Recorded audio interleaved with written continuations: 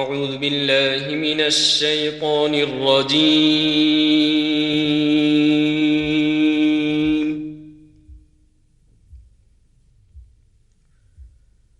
بسم الله الرحمن الرحيم.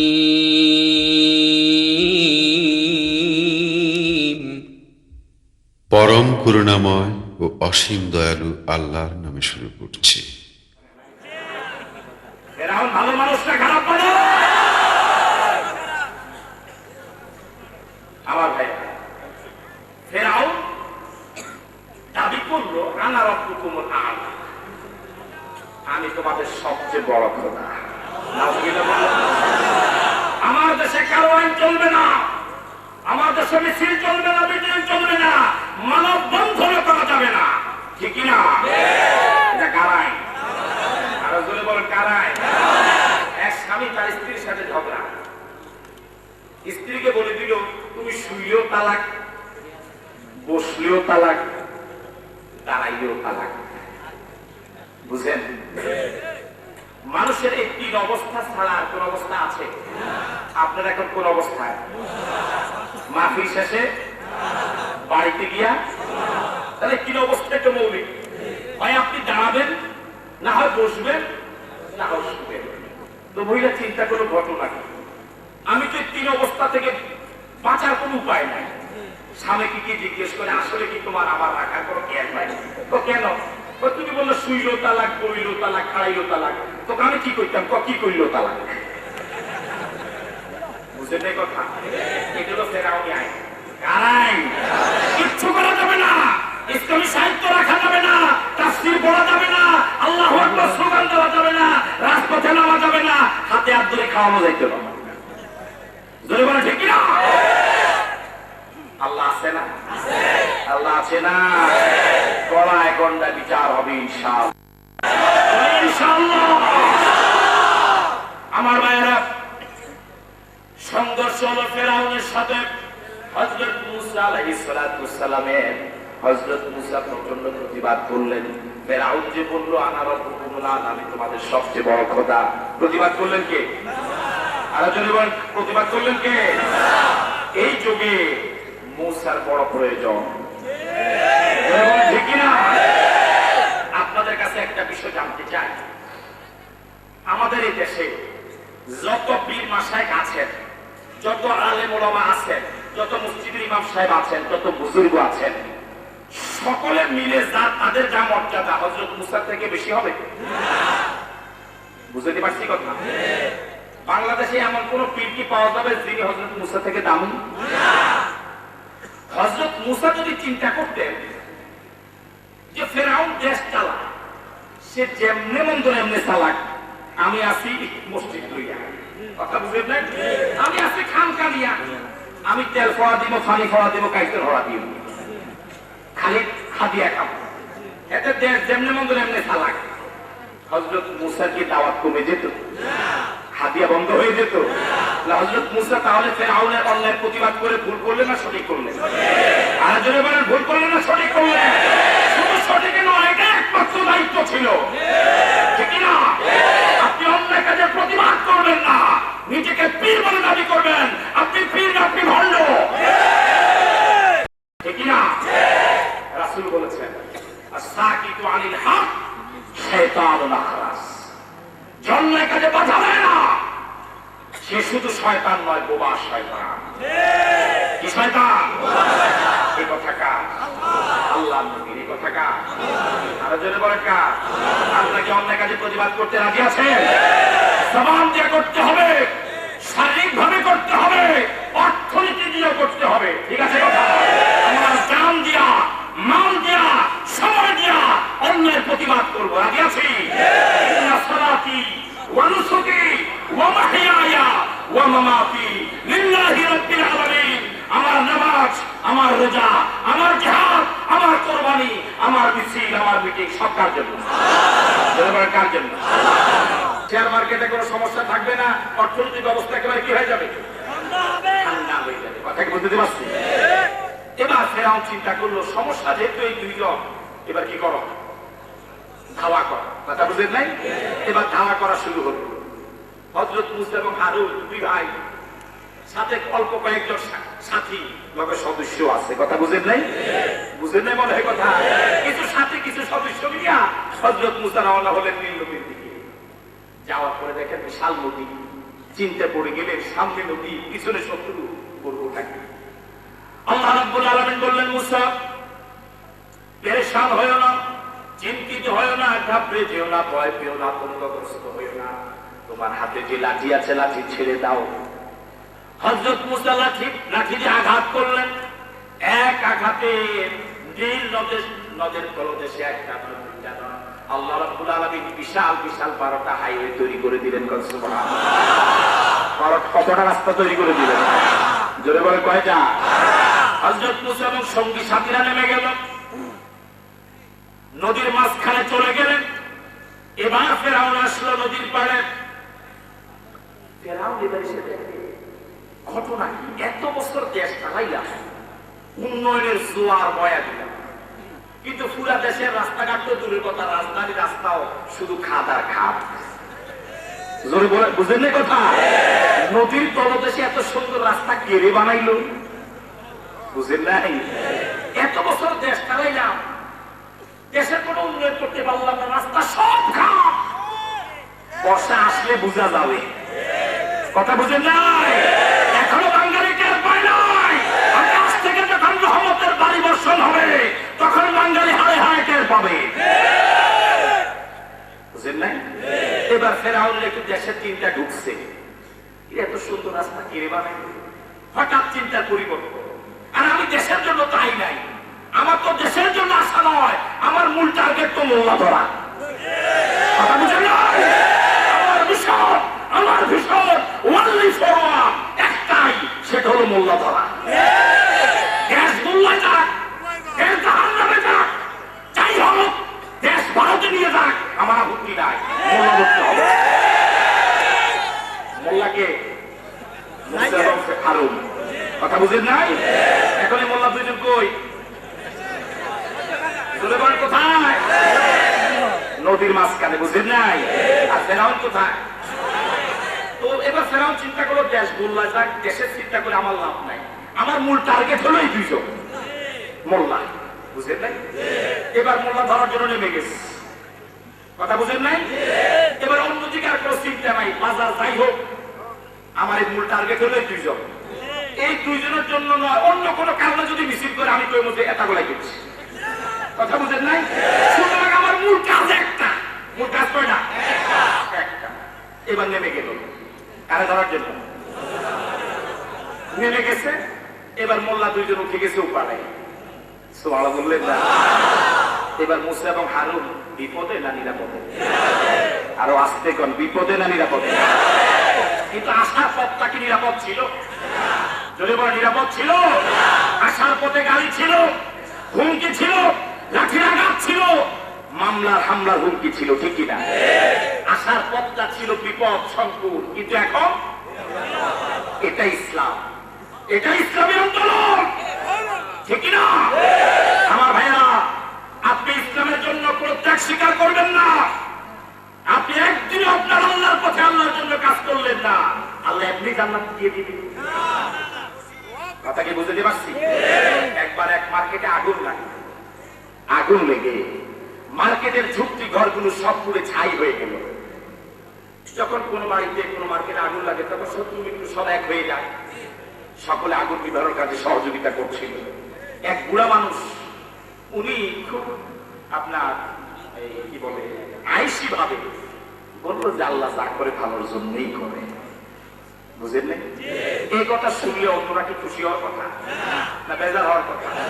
আগুন নিভালো, নিভানো করে এবার বুড়াকে গ্রেফতার করলো। হ্যাঁ, আপনি তো আগুন নিভালেন না, আবার বললেন আল্লাহ যা করে ভালোর জন্য করে। ঘটনা কি? করে বাবারা কেন বলেছি শুনো, বয়োবৃদ্ধ জ্ঞান বৃদ্ধ বুড়া বলল শুনো, আল্লাহ রাব্বুল আলামিন সব ধ্বংসকে ধ্বংসের জন্য করে না, কিছু ধ্বংস আছে সৃষ্টির জন্য। বুঝলেন? আল্লাহ রাব্বুল আলামিন সব ধ্বংসকে ধ্বংসের জন্য করে না, কিছু ধ্বংস আছে সৃষ্টির জন্য। এই যে আগুন লেগে ঝুপড়ি ঘরগুলো পুড়ে ছাই হয়ে গেল, আগামীকাল যখন এখানে ঘর উঠবে আর চুক্তি ঘর উঠবে না, দালাল উঠবে, ঠিক না? এই জেল, এই মিথ্যা মামলা, মিথ্যা সাক্ষী, হুমকি ধমকি, এগুলো ইসলামের জন্য প্রশিক্ষণ, ঠিক না? ওলা তাহিনু ওলা তাহজানু ওয়া আনতুমুল আ'লাউনা ইন কুনতুম মুমিনিন। ভয় পেও না, ঘাবড়ে যেও না, চিন্তিত হয়ো না, পেরেশান হয়ো না। বিজয় তোমাদের নিশ্চয়ই, তবে ইমানদার হতে হবে, ঠিক না? পরীক্ষা আসলেই পরে মুনাফিক আলাদা হয়ে যাবে, বুঝলেন নাই? কিছু লোক এমন আছে বলে যে পরিস্থিতি খুব খারাপ, একটু বাইরে বাইরে আমাদেরকে ওয়াজ করে, কথা বুঝলেন নাই? আমাদেরকে আগে ওয়াজ শোনানোর জন্য, কিন্তু আসার আগে আমাদেরকে কি করা শুরু করে। কিন্তু এই লোকেরা পরিস্থিতি যখন ভালো ছিল তখনও কিন্তু ইসলামী আন্দোলনের কাজ করে নাই, বুঝলেন নাই? যখন পরিস্থিতি ভালো ছিল তখন 5 টাকা বাইতুল মালে যায় নাই। এখন তো হুজুর পরিস্থিতি খুব খারাপ, একমত একমত। আপনাকে আমার কথা রাগ করতেছেন? অবস্থাটা কি? যে যে দল করে ওই দলের বিরুদ্ধে যদি আপনি কথা বলেন, কর্মী মেজাজ গরম রাখবে না ঠান্ডা রাখবে? যদি বলেন কর্মী মেজাজ গরম রাখবে না ঠান্ডা রাখবে? সরকারের বিরুদ্ধে, সারা পৃথিবীর যে কোনো সরকার, আপনারা এই সরকার আবার বুঝেন আন্দাজ, যে কোনো সরকারের বিরুদ্ধে যদি কথা বলে কেউ, তাহলে ওই সরকারের সমর্থকরা খুশি হয় না বেজার হয়? এবার আপনাদের কাছে আমার প্রশ্ন, আমাদের প্রতি আল্লাহ পাকের অবদান যতটুকু, দলের কর্মীর প্রতি অবদান তার থেকে কম না বেশি? একটা দলের তার কর্মীর প্রতি যতটুকু অবদান, আমাদের প্রতি আল্লাহর অবদানের থেকে কম না বেশি? শুধু কি বেশি? তুলনা করা যাবে? তাহলে ওই দলের বিরুদ্ধে বললে কর্মী খেপে যায়, লাঠি ধরে। আমার আল্লাহর বিরুদ্ধে কথা বলবা, আমার মেজাজ কি গরম হবে না? আমি কি কথা বুঝতে পারতেছি? তোমার দলের বিরুদ্ধে তুমি কথা বললে তোমার মেজাজ গরম হয়, তুমি খাওয়া দাওয়া বন্ধ করে দাও, লাঠি নিয়ে নেমে যাও। আর তুমি আবার আল্লাহর বিরুদ্ধে কথা বলবা, কোরআনের বিরুদ্ধে আইন করবা, নবীর বিরুদ্ধে কথা বলবা, আমি তো আল্লাহর কর্মী, আমার মেজাজ কি গরম হবে না? আমরা কি আল্লাহর বিরুদ্ধে কথা বললে প্রতিবাদ করতে পারবো না? এটা কি একটা কথা হলো? আল্লাহ আমাদেরকে হেদায়েত নসিব করে বলে আমি আরো জোরে সরে বলে আমি মুসা এখন কোথায়? আর ফেরাউন কোথায়? আল্লাহ রাব্বুল আলামিন পানিকে আদেশ দিলেন, পানি আর দেরি নয়, যে আল্লাহর আদেশে পানি দুভাগ হয়ে বিশাল বিশাল রাস্তা হয়ে গেল। আল্লাহ পাকের আদেশ পেয়ে ওই পানি আবার এবার চুক্তি দিল। সুবহানাল্লাহ। পানি কার আইন মানে? জোরে বলো, কার আইন মানে? এখন ফেরাউন বিপদে না নিরাপদে? কিন্তু ফেরাউনের আসার পথটা কি বিপজ্জনক ছিল? না, আসার পথটা ছিল লাল গাড়িতে সম্বর্ধনা, সামনে বাসি পিছনে বাসি, সামনে গাড়ি পিছনে গাড়ি, সার আইনি। কথা বুঝেন নাই? কি আইয়ে? সার আইনি। কিন্তু এখন আল্লাহ আছে তো? আল্লাহ আছে না? ইন্না বাতশা রাব্বিকা লাশাদীদ, ঠিক না? এই জন্য আমাদের চোখের পানি ফেলতে হবে, তাহাজ্জুদের বিছানা কাঁপাতে হবে, আল্লাহকে সিজদা দিয়ে বুকের পানি দিয়ে চোখের পানি দিয়ে যদি বুক বাঁচাতে পারি, আল্লাহ আমাদের জন্য সাহায্য করা নিজের জন্য ওয়াজিব করেছে। পরীক্ষা আসতেই পড়ে মুনাফিক এবং মুমিন আলাদা হয়ে গেল, ঠিক না? এই কঠিন পরিস্থিতিতে মুনাফিকরা আলাদা হয়ে গেলেই ভালো, ঠিক না? মুনাফিকরা যদি আলাদা হয়ে যায় আর 313 জন বদর ইমানদার যদি হয়, নারায়ে তাকবীর স্লোগান যদি দেয়, এক দেশ গ্রুপ পালাবার জায়গা পাবে না।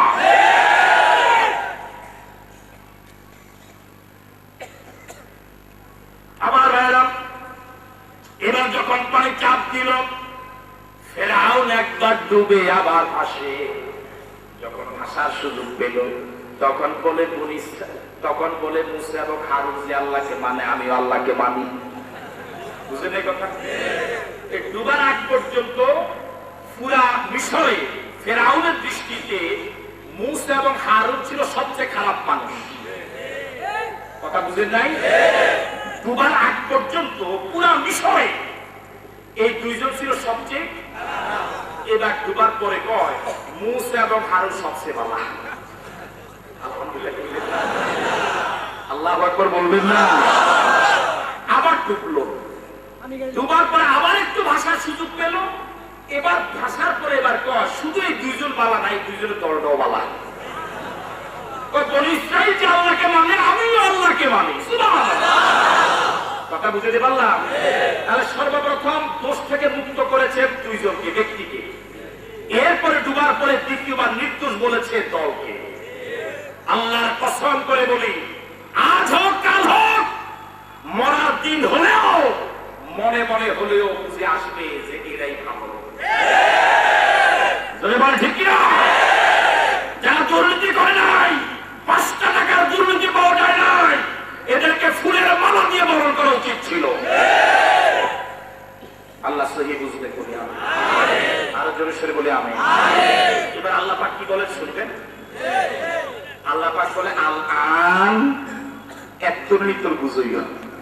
কথা বুঝেন নাই? এতদিন মুসা এবং হারুন কত বুঝতুকে দিল, মানলি এখন চুপড়ি খাওয়ার পর কি বুঝ হলো?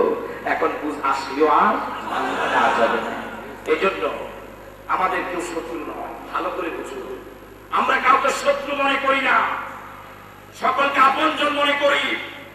আমরা আসুন দেশের স্বার্থে, ইসলামের স্বার্থে সব ভেদাভেদ গুলো ভুলে গিয়ে আমরা এক হয়ে যাই। আল্লাহ তৌফিক দেন বলে আমি, জোরে সরে বলে আমি। জোরে সরে পড়েন সাল্লাল্লাহু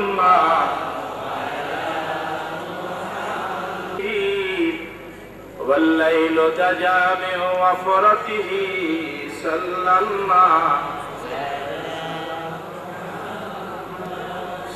الله عليه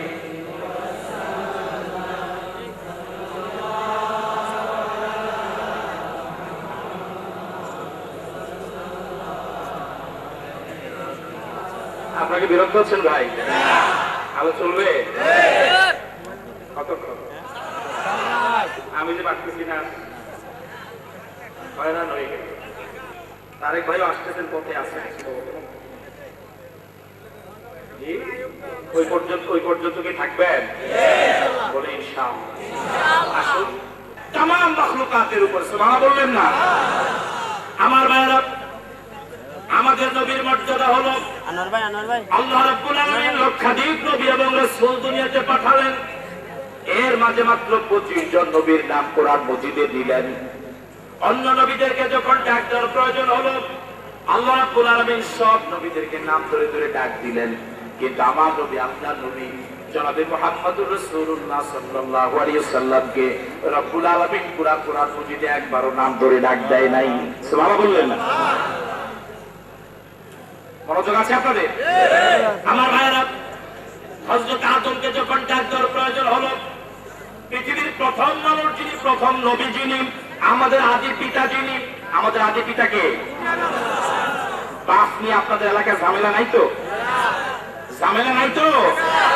আমার ভাইরা, আমাদের আদি পিতা হযরত আদমকে যখন ডাক দেওয়ার প্রয়োজন হলো, আল্লাহ রাব্বুল আলামিন ডাক দিলেন, ইয়া আদামু উসকুন আনতা ওয়া যাওজুকাল জান্নাহ।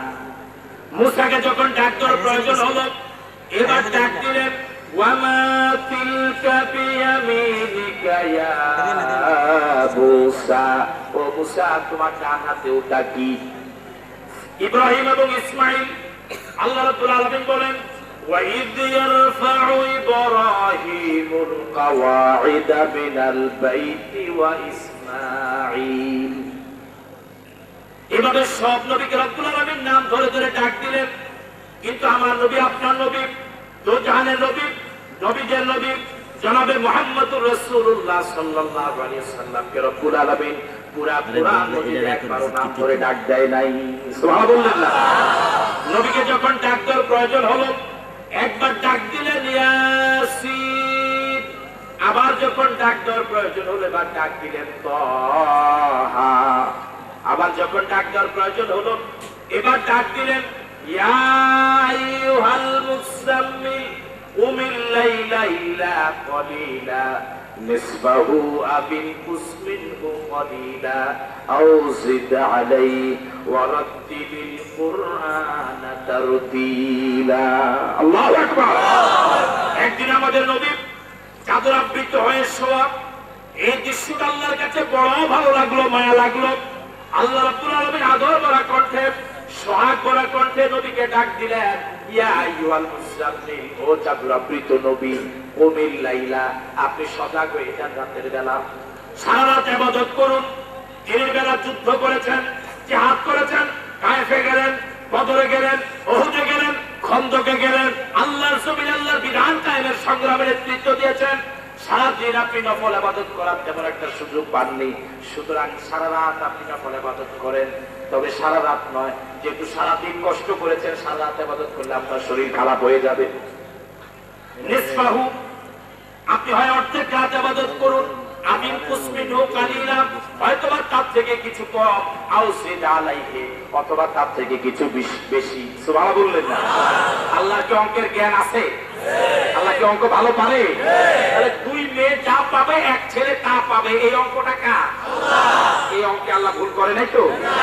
জোরে বলেন, ভুল করে নাই তো? আমার ভাইয়েরা, আবার যখন নবীকে ডাক দেওয়ার প্রয়োজন হলো, এবার ডাক দিলেন, ইয়া আইয়ুহাল মুদ্দাথির কুম ফানদির ওয়া রাব্বাকা ফাকাব্বির ওয়া সিয়াবাকা ফাতাহির ওয়ার রুজসা ফাহাজুর। আল্লাহু আকবার বলবেন না? আরেকদিন নবী চাদর আবৃত হয়ে শোয়া, এই দৃশ্যটা আল্লাহর কাছে বড় ভালো লাগলো, বড় মায়া লাগলো। আল্লাহ রাব্বুল আলামিন একই শব্দ, আপনার একই কারণ, একই ঘটনা, নতুন শব্দ প্রয়োগ করে বাচন ভঙ্গি পরিবর্তন করে ডাক দিলেন, ইয়া আইয়ুহাল মুদ্দাসসির, ও চাদর আবৃত নবী, আপনি উঠুন, কর্মসূচি ঘোষণা করুন।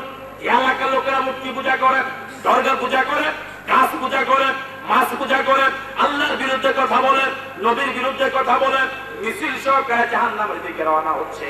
সুতরাং আপনি কর্মসূচি ঘোষণা করুন, তাদের অন্তরে আল্লাহর ভয় ঢুকায়া দেন। সুবহানাল্লাহ বললেন না? আর কি করেন? ওয়া রাব্বাকা ফাকাব্বির, আল্লাহর জমিনে আল্লাহর বড়ত্ব ঘোষণা করুন। সুবহানাল্লাহ। আল্লাহু আকবার বলবেন না? এই জমিন কার?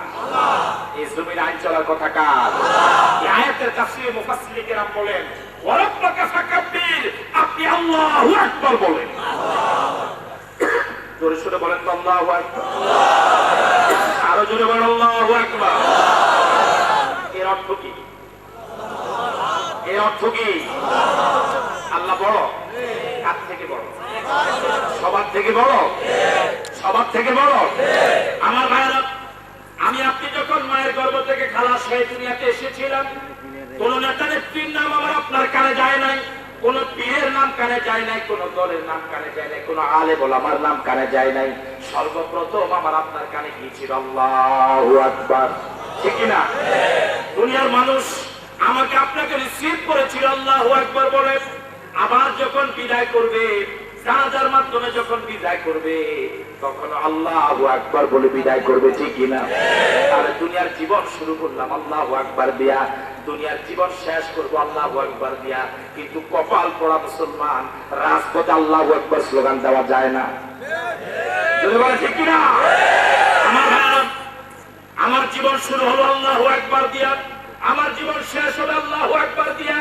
জীবনের প্রত্যেকটি স্তরে স্তরে, ব্যক্তি, পরিবার, সমাজ, রাষ্ট্র, প্রত্যেকটি রন্ধ্রে রন্ধ্রে আল্লাহকে বড় মনে করে যদি চলি, তাহলে আগের আল্লাহু আকবার আর পরে আল্লাহু আকবার ফিল হবে। মরার সাথে সাথে জান্নাত পাওয়া যাবে। নামাজ শুরু করেন কি দিয়া? জোরে বলেন তো কি দিয়া? নামাজ গণতন্ত্র শিখায়। কি শিখায়? বলবো ওইদিকে যাবো? নামাজ কি শিখায়? কিভাবে শিখায়? আমি ভোট দিয়ে একজনকে ইমাম বানালাম। ভোট মানে কি একটা দায়িত্ব দিহাজাল ইমাম? এটাই তো ভোট। ভোট মানে সমর্থন। ঠিক আছে কথা? আমার ভাইয়েরা, একজনকে ইমাম বানালাম, আল্লাহু আকবার বলে দিলাম, একটা দায়িত্ব বিহাজাল ইমাম বলে আমার নৈতিক সমর্থন দিয়া একজনকে আমি ইমাম বানালাম। ওই ইমাম আল্লাহ এবং নবী অনুযায়ী ইমামতি চালানোর কথা। ঠিক কিনা?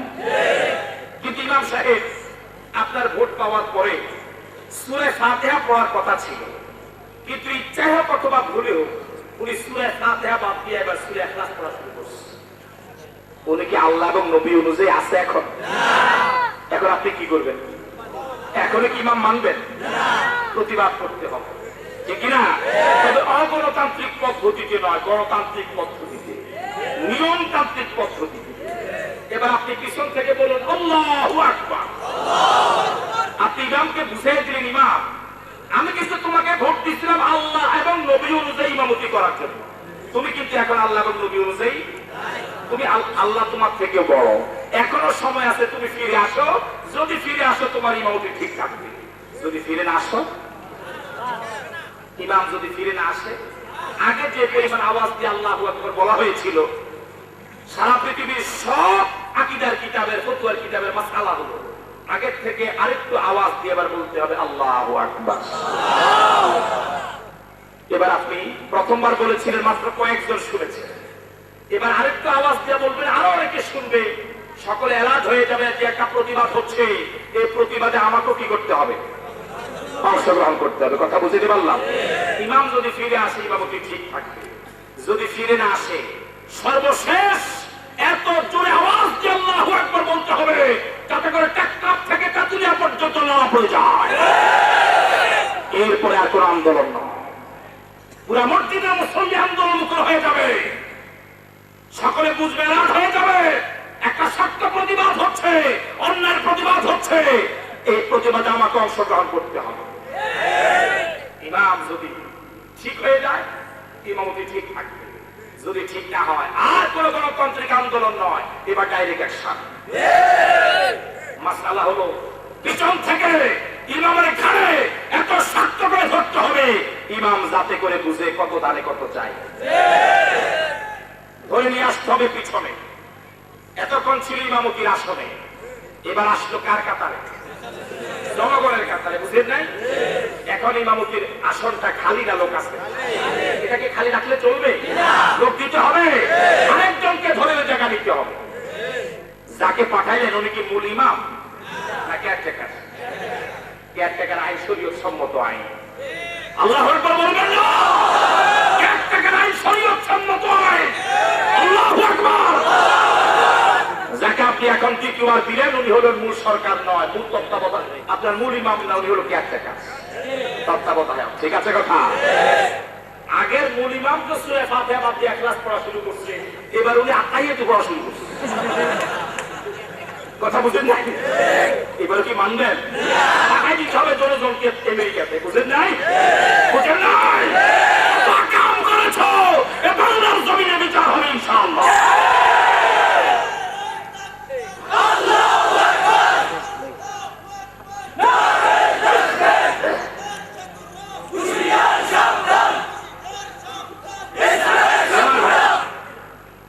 ইমাম যদি ভুল করে, শরীয়তের মাসআলা হলো ইমাম সাহেব আত্মাহিয়াতু পড়ার পরে ডান দিকে একবার সালাম ফিরাবে, ফিরে আবার নতুন করে দুইটা সিজদা দিতে হবে। এই সিজদাকে বলা হয় সৌ সিজদা। কি সিজদা? সৌ সিজদা দিবে কে? কি বলেন? শুধু ইমাম দিবে? মুসল্লি দিবে না? ভুল করছিল কে? ভুল করছিল কয়জন? কিন্তু সৌ সিজদা দিতে হবে কারা? আপনারা সৌ সিজদা দিবেন কেন? ওই যে ভোট দিছিলেন, বুঝলেন কথা? ওই যে ভোট দিয়েছিলেন, এক কথায় যদি হাজার ইমাম বলেছিলেন, আপনি ভুল না করলেও সৌ সিজদা দিতে হবে ভোট দেওয়ার কারণে। ঠিক আছে কথা? জনগণ শুনে রাখো, চোখ কান খোলা রেখে শুনে রাখো, আল্লাহর কসম করে বলি, নেতৃত্ব দেওয়ার ক্ষেত্রে যদি ভুল করে, নেতা যদি ভুল করে, নেতাই ভোগে না, জনগণ ভোগে। ঠিক কিনা? এই জন্য সচেতন হতে হবে। আমার কাছে অবাক লাগে, ছোট্ট মসজিদের ইমামের নিয়োগের ক্ষেত্রে মুসল্লিরা, কমিটিরা কত সচেতন, কিন্তু পুরো বাংলাদেশ এত বিশাল আল্লাহর মসজিদ, এই মসজিদের ইমাম নিয়োগ করার ক্ষেত্রে আমাদের কোনো সচেতনতাই নাই। ঠিক কিনা? একটা মসজিদে, কথায় কথা বেড়ে যাচ্ছে, না করছে না? একটা মসজিদে 500 মুসল্লি আছে, সকলে কি পাঞ্জাবি পরা? দু চারজন শার্ট পরা লোক নাই? শাক করার কারণে মুসল্লির নামাজ কি বাদ হবে? ইমাম সাহেব মানুষ না ফেরেশতা? মানুষ। এই সমাজেরই তো। মুসল্লির মাঝে মাঝে নয়, সবসময় শাক করতে ইচ্ছা হয়। পুরা জীবন ইমাম সাহেবকে একবার শাক করতে মন চায় না? কি রে ভাই বলেন, কি আমাদের প্রতি এই জুলুমটা কেন করেন আপনারা? আমাদেরকে একবারও মন চায় না যে একটু শাক করে দেখি কেমন লাগে? এটা হতে পারে না। আমরা মানুষ তো। একজন ইমাম কখনো কমিটি হয়ে হয়ে ইচ্ছে হয়ে হোক একদিন শাক করে মসজিদে আসছে, ওনার ইমামতি থাকবে? জোরে বলেন থাকবে? আপনাদের বিবেকের কাছে ফতুয়া, মুসল্লি শাক করে আসার কারণে যদি তার মুসল্লিগিরি বাদ না যায়, ইমাম একদিন মাত্র জীবনে শাক করে আসার কারণে তার ইমামতি যাবে কেন? পরে পরে ফতুয়া পরে দিয়ে, আমি শুধু আপাতত প্রশ্নগুলো রাখছি। 2, মুসল্লিদের ভিতরে বিড়ি খাওয়ার মতো লোক আছে না? আর আসতে বলেন আছে? ইমাম সাহেবের কি জীবনে একটু মন চায় না যে একটু টান দিয়ে দেখি জিনিসটা কেমন? এটা চাইতে পারে তো? ইমাম সাহেব জীবনে একবার একটু টান দিয়ে দেখছে, আর খায় না। মুসল্লিরা দেখলো, সভাপতি সাহেব দেখলো, এইভাবে ইমামতি থাকবে? মুসল্লিগিরি খাওয়ার কারণে তার নামাজ বাদ হয় না, মুসল্লিগিরি যায় না, ইমামের ইমামতি যাবে কেন? আমি কি কথা বুঝতে পারতেছি? টুপিবিহীন মুসল্লি সমাজে আসে না? ইমাম সাহেব একদিন টুপি ছাড়া খুতবা দিতে দাঁড়াই গেল, ইমামতি থাকার কথা? জোরে বলেন থাকার কথা? মদ টদ এগুলো তোর জিনিস, বাংলাদেশের অধিকাংশ মসজিদ কমিটির লোকেরা মদ খায়, ঠিক না? বাংলাদেশের অধিকাংশ মসজিদ কমিটির লোকেরা বেনামাজি, তারা ওই জায়গায় নেতৃত্ব করে, মসজিদ নেতৃত্ব দেয়।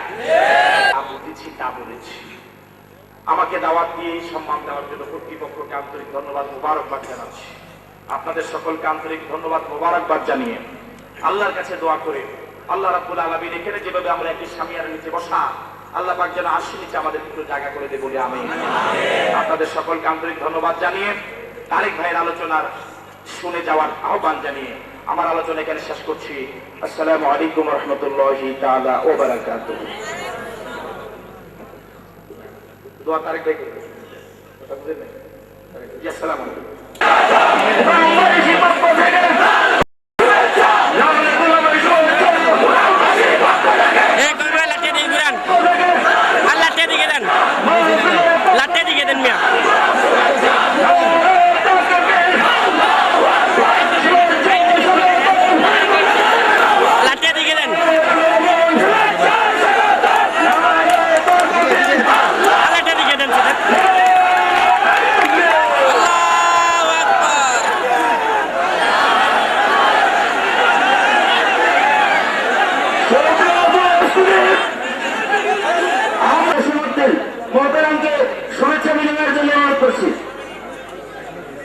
বিসমিল্লাহির রহমানির রহিম। মোকাম হাফিজিয়া মাদ্রাসার উদ্যোগে আজকের এই তাফসীরুল কোরআন মাহফিলের সম্মান আমিনু বিহি ওয়া নাতাওয়াক্কালু আলাইহি ওয়া নাউযু বিল্লাহি মিন শুরুরি আনফুসিনা ওয়া মিন সাইয়্যাতি আমালিনা মান ইয়াহদিহিল্লাহু ফালা মুদিল্লা লাহু ومن يضلل فلن تجد له وليا مرشدا ونشهد أن لا إله إلا الله وحده لا شريك له ونشهد أن سيدنا إمامنا قدوتنا حبيبنا طبيبنا وطبيب أرواحنا محمد الذي أرسله بالحق بشيرا ونذيرا وداعيا إلى الله بإذنه وسراجا منيرا فقد قال الله تعالى في كلامه المجيد وفرقانه الحميد أعوذ بالله من الشيطان الرجيم بسم الله الرحمن الرحيم إن الله وملائكته يصلون على النبي يا أيها الذين آمنوا صلوا عليه وسلموا تسليما اللهم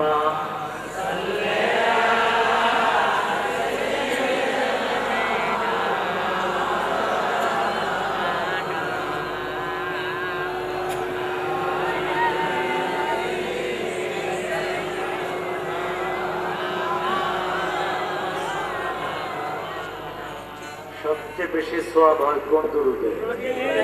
বলেন আল্লাহুম্মা সাল্লি আলা মুহাম্মদ ওয়া আলা আলি মুহাম্মদ কামা সাল্লাইতা আলা ইব্রাহিম ওয়া আলা আলি ইব্রাহিম ইন্নাকা হামিদুম মাজিদ اللهم بارك على محمد وعلى آل محمد كما باركت على إبراهيم وعلى آل إبراهيم إنك حميد مجيد সকল প্রশংসা কার?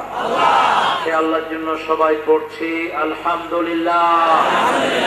বলেন আল্লাহু আকবার كبيرا الحمد لله كثيرا سبحان الله بكرة وأصيلا سبحان الله وبحمده عدد خلقه ورضا نفسه وزنة عرشه ومداد كلماته لك الحمد بالقرآن لك الحمد بالإسلام لك الحمد بأسمائك ولك سميت به نفسك لك الحمد يا رب كما ينبغي لجلال وجهك وعظيم سلطانك প্রশংসা করলাম কার? আপনাকে ক্লান্ত হয়ে গেছেন? সবাই বলেন প্রশংসা করলাম কার? সবখানে প্রশংসা করব কার? খাওয়ার সময়, ঘুমের সময়, কোথাও যাওয়ার সময়, ভোট দেওয়ার সময়, যৌতুক খাওয়ার সময়। আপনারা যৌতুক আল্লাহর নামে খাবেন? আল্লাহর যে আপনারা কত ভালোবাসেন। যৌতুক খাওয়া তো সুন্নত না কি? আরো জোরে বলে। আর যারা বললেন না তাদের জন্য বোধহয় হালাল নাকি? যৌতুক জঘন্য হারাম। যৌতুক যারা খায় এরা কাফের হতে পারে। কারণ হলো মদটা নিজে হারাম, অন্য কিছুকে হারাম করে না, কিন্তু যৌতুক হারাম যদি না হয় তাহলে মোহরানাকে এটা হারাম করে, ঠিক কিনা? যারা যৌতুক খায় মোহরানা না দিয়েই খায়, ঠিক না? ঠিক। একটা হালালকে যদি কেউ হারাম করে সে কি হবে? কাফের হবে সরাসরি। এই জন্য হারাম কোন কাজের সাথে আমরা থাকবো না, রাজি আছেন? আমরা কোন হারাম দলের সাথেও থাকবো না, রাজি আছেন? আল্লাহর দল করবো, রাজি আছেন আপনারা? দেখান কারা কারা রাজি আছেন।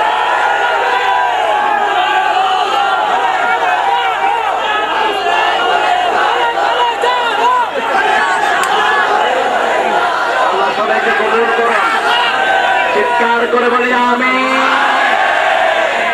আপনারা অনেকক্ষণ ধরে কষ্ট করছেন, আজকের কষ্টের কারণ হলো টাইম দেওয়া হয়েছিল 21 তারিখ, ভুলে এরা ছাপিয়ে ফেলেছে 22 তারিখ। এই সময়টা ছিল 21 তারিখ। That was the great mistake.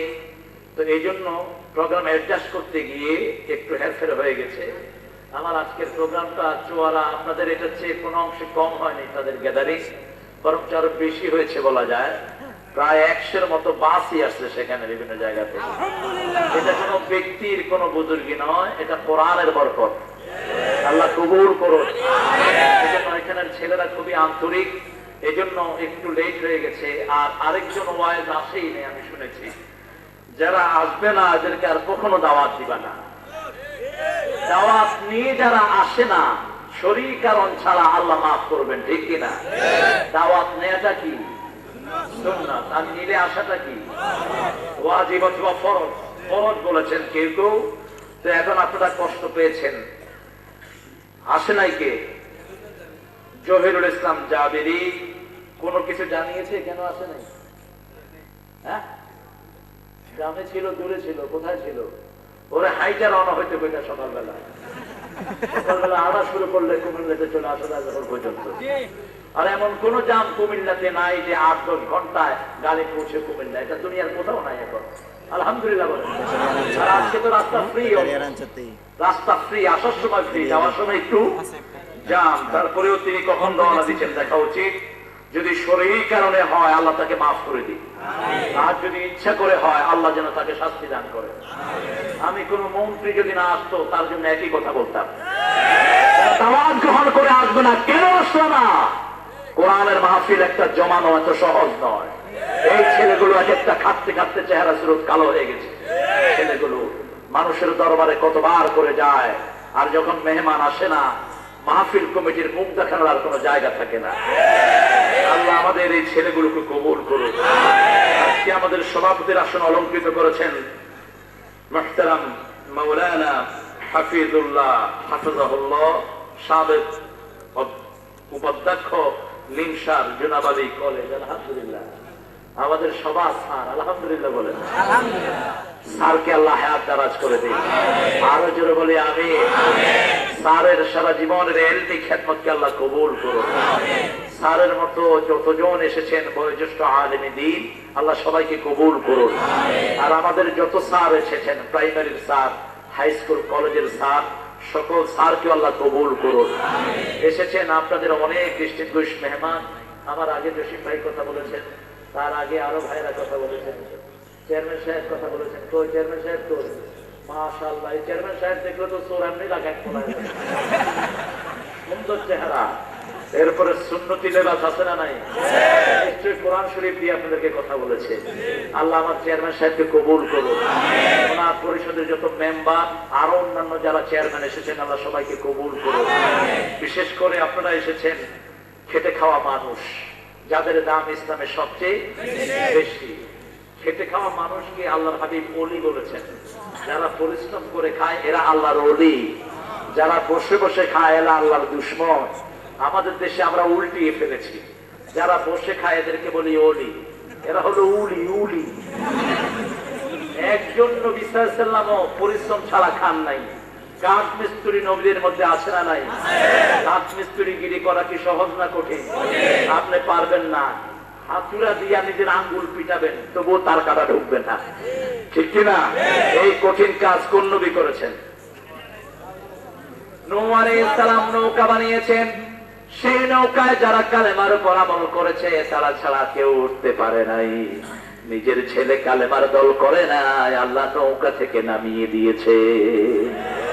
নিজের বিবি কালেমার দল করে নাই, বিবিকেও নৌকায় উঠতে দেওয়া হয় নাই। নূহ আলাইহিস সালাম বললেন, ইন্না ইবনি মিন আহলি, নিশ্চয়ই আমার ছেলে আমার পরিবার। আল্লাহ বললেন নবীর সংসারে হতে পারে যে ছেলের মুখে কালেমা নাই, যে ছেলে কালেমার দল করে না, সেই ছেলে কালেমার নৌকায় উঠতে পারবে?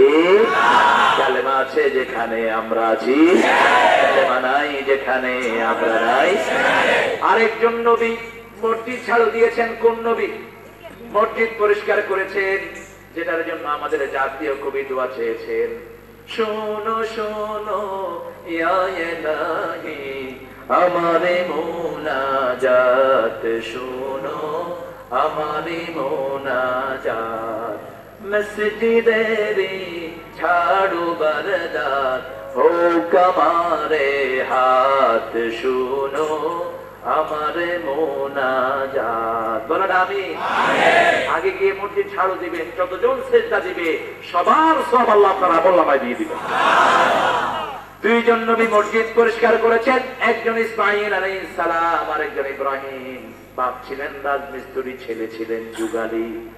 যেই পাথরে করে মসজিদ পরিষ্কার করেছে, বানিয়েছে, সেই পাথরটাকে আল্লাহ বরকতময় করে দিয়েছে। ইব্রাহিম আলাইহিস সালাম, ইসমাঈল আলাইহিস সালাম তিনটা জিনিসের মধ্যে পা দিয়েছেন, তিনটাকে আল্লাহ জীবন্ত করে দিয়েছেন। আল্লাহু আকবার।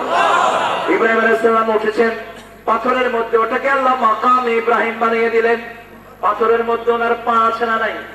আপনি সারা জীবন একটা পাথরে উঠানামা করেন তো পায়ের চিহ্ন উঠবে? কিন্তু এতই বরকতের পা, যখন পাথরে উঠলেন পাথরটা স্কেলেটরের মতো হয়ে গেল। তিনি যখন মনে করতেন উপরে উঠো, পাথর আস্তে করে উপরে উঠে যেত।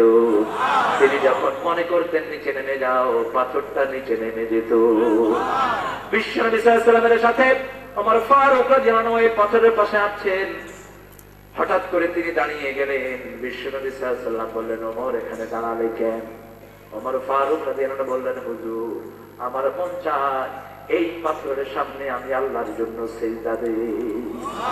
আল্লাহ জিবরাইল আমিনকে পাঠিয়ে দিলেন, যাও আমার জিবরাইল বিশ্বনবীকে বলো, ইত্তাখাযু মাকাম ইব্রাহিম মুসাল্লা, আজকে থেকে সারা দুনিয়ার হাজিরা যেন মাকামে ইব্রাহিমকে নামাজের জায়গা বানায়।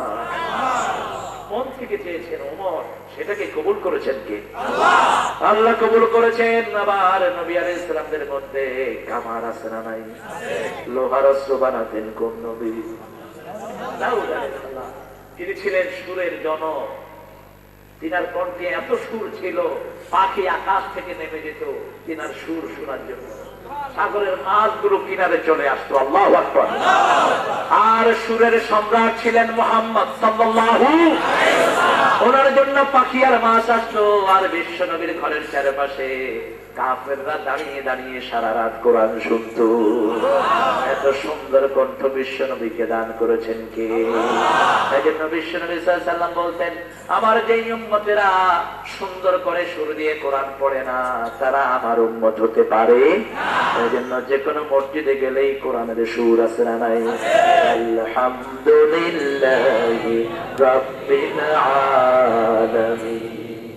আবার কারি সাহেবেরা যখন পড়ে মজা বেশি না কম? আর রহমান আল্লামাল কোরআন খালাকাল ইনসান আল্লামাহুল বায়ান। সুর দিয়েছেন কে? কে দিয়েছেন? আল্লাহ।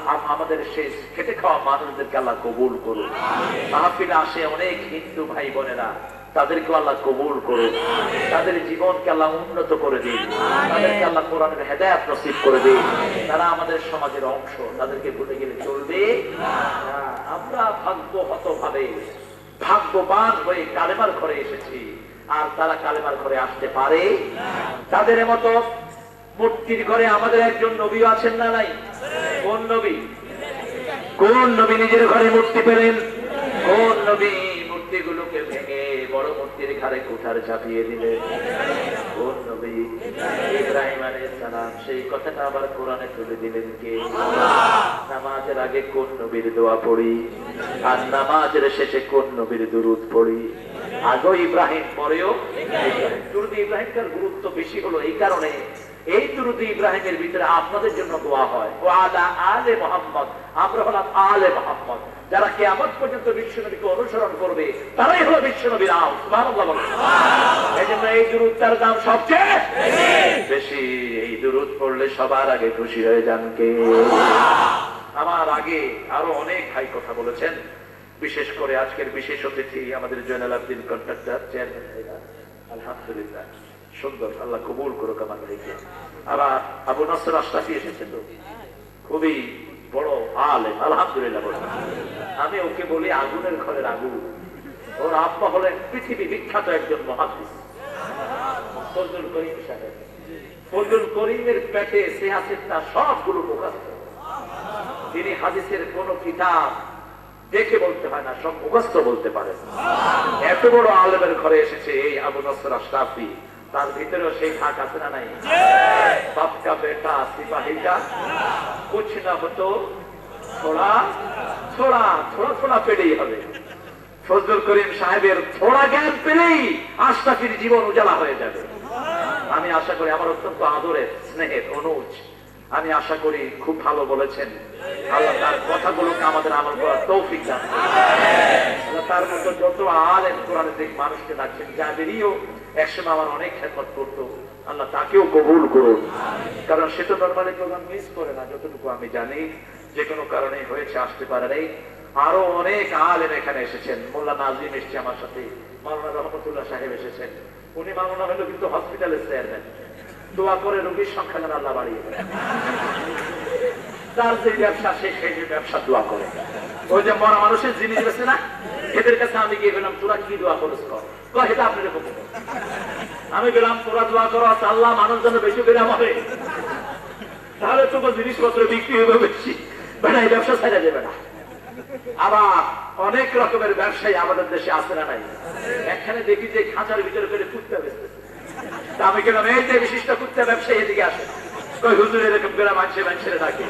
আমি গেলাম, তুই বেচস কুত্তা, তোর আমি কি করে ডাক? এই জন্য কুত্তা আর শুয়োরের ব্যবসা করতে নিষেধ করেছেন মুহাম্মদ সাল্লাল্লাহু আলাইহি ওয়াসাল্লাম। অত্যন্ত নিকৃষ্ট জিনিস, ঠিক কিনা? এমনি মানুষকে দিয়ে দাও। তবে হ্যাঁ, হান্টিং ডগ যেগুলো শিকারী কুকুর, কিনতে গুণ থাকবে কয়টা? আপনি থাকলে আসবে, আপনি না থাকলে আপনার বাড়ি পাহারা দিবে, আর আপনি নিষেধ করলে বিরত থাকবে। এটাকে কি বলা হয়? হান্টিং ডগ বলা হয়, শিকারী কুকুর। এই শিকারী কুকুরকে কালেমা পড়ে ছেড়ে দিলে যদি শিকার করে আনে, সেই শিকারও জায়েজ হয়ে যায়। আলহামদুলিল্লাহ বলে, এটা দিয়ে আগের মানুষেরা শিকার করতো। আমরা ইনশাআল্লাহ কোরআন থেকে কথা বলবো। কোরআন সবাইকে ভালোবাসেন তো? সবাই কোরআনকে ভালোবাসেন তো? সৌজন্যে হোটেল, ক্যাফে, সিঙ্গাপুর রেস্টুরেন্ট, সুবহানাল্লাহ। সিঙ্গাপুরের রেস্টুরেন্ট নিয়ে আসতে বিশাল ব্যাপার। আল্লাহ এই সিঙ্গাপুরের রেস্টুরেন্টকে কবুল করুন।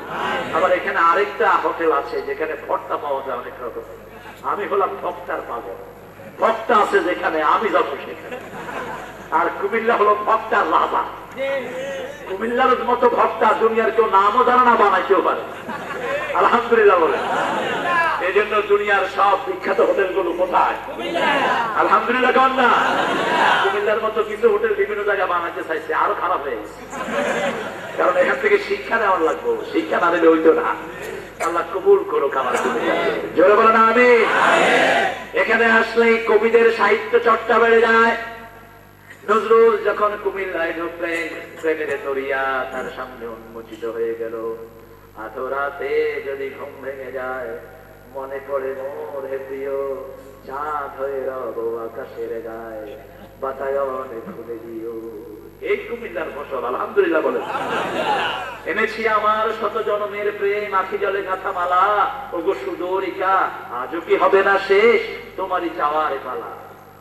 আমার যাবার সময় হলো, দাও বিদায়, মুছো আখি দুয়ারে খোলো, দাও বিদায়। উপমার সম্রাট বলা হয় নজরুলকে। আল্লাহ তাকে মাফ করে দিন। এই কুমিল্লাতে তার প্রেমের দিনগুলো আছে না নাই? এখান থেকে যাওয়ার সময় তিনি লিখেছেন, আমার যাবার সময় হলো, দাও বিদায়। ফোটে যে ফুল আধার রাতে, ঝরে ধুলায় ভোর বেলাতে। ফোটে যে ফুল আধার রাতে, ঝরে ধুলায় ভোর বেলাতে। আমায় তারা ডাকে সাথে, আয় রে আয়, ফাগুন স্বপন বলো বলো, যাও বিদায়। আলহামদুলিল্লাহ। আল্লাহ রাব্বুল আলামিন 30 পারা কোরআন নাযিল করেছেন আমাদের জীবন সুন্দর করার জন্য। একটা সূরা এমন দিয়েছেন যে সূরাটা সাজে খুব ছোট্ট, কিন্তু বরকতের দিক থেকে অনেক বড়। সূরাটা পড়লেই কোরআনের 1/4 সওয়াব পাওয়া যায়। বলেন তো কোন সূরা? হয় নাই সূরা? সূরা ইখলাস পড়লে 1/3 সওয়াব পাওয়া যায়। একবার সূরা ইখলাস পড়বেন, 10 পারা সওয়াব আল্লাহ আমল নামায় দিবেন। আবার একটা সূরা আছে কোরআনের অর্ধেক, কোন সূরা? হ্যাঁ, সূরা জিলজাল, একটা উত্তর সত্য। আরেকটা আছে, দুইটা সূরা কোরআনের অর্ধেক, কোনটা কোনটা? জোরে বল। এই যে ছোট্ট ছেলে উঠতেছে, আলহামদুলিল্লাহ বলেন। কোন সূরা পড়লে বেশি সওয়াব? সবাই বলে। কোন সূরা পড়ে পীর সাহেবেরা ফু দেয়? ফু দেওয়ার সময় জোরে জোরে পড়ে না, আস্তে আস্তে পড়ে। কারণ হলো জোরে পড়লে আপনি কবেন এটা আমি জানি, হুজুরের কাছে যাইতেন। এই গোপনীয়তার কারণে হুজুররা কথা কয় জোরে ফু দেয়। মনে রাখবেন, ফু যদি নিতে হয় বাপের ফু নিবেন। সারা পৃথিবীর আলেম মিলে 30 পারা কোরআন পড়ে ফু দিলে জানা হবে আপনার আব্বা শুধু বিসমিল্লাহ পড়লেই আল্লাহর দরবারে কবুল হয়ে যাবে। সারা পৃথিবীর সব আলেম মিলে ফু দিলে জানা হবে আপনার মা শুধু মাথায় হাত বুলিয়ে দিলেই সবার আগে কবুল করবেন কে? কারণ আল্লাহর পরেই পিতা মাতার নাম ঘোষণা করে দিয়েছেন কে? সেজন্য সূরা ফাতিহা হলো সবচেয়ে সওয়াবের সূরা, বরকতের সূরা। কোরআনের মা কোন সূরা? মায়ের দাম বেশি না বাপের দাম বেশি? বিয়া করে মা না বাপে?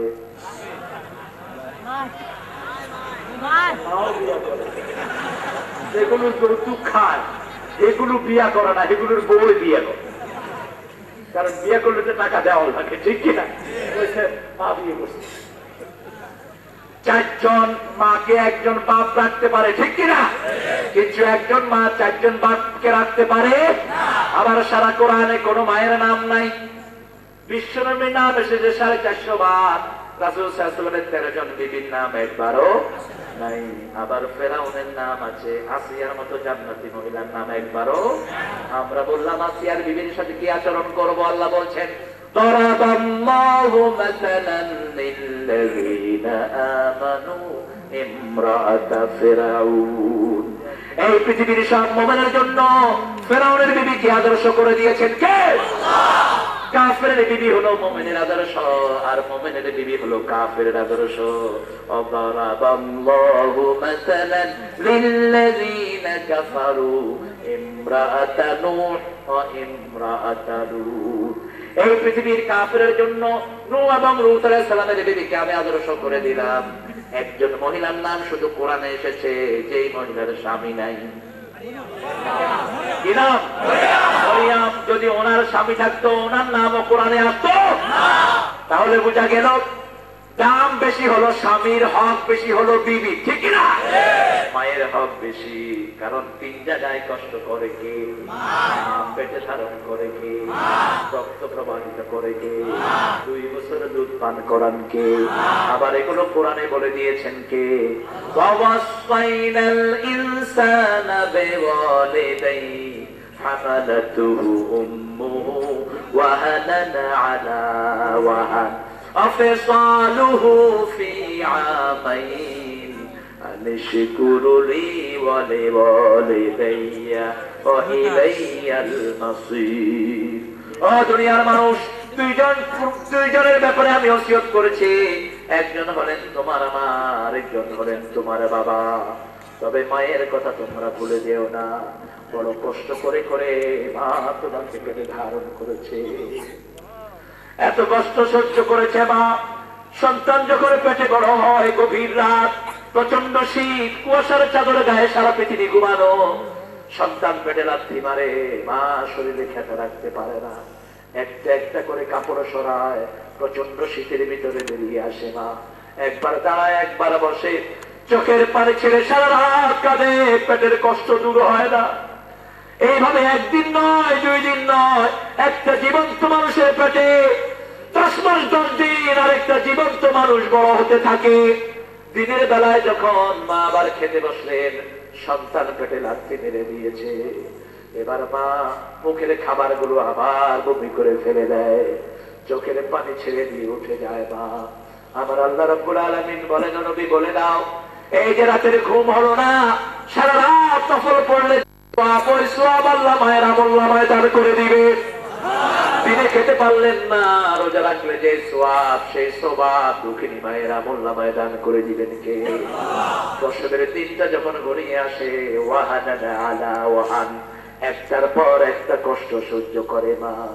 স্বামীর হাত ধরে বলে, প্রাণের স্বামী, আমার মনে হয় জীবনের শেষ সময়, আমাকে তুমি চিরদিনের জন্য বিদায় করে দাও, আমি বোধহয় আর দুনিয়ায় থাকবো না।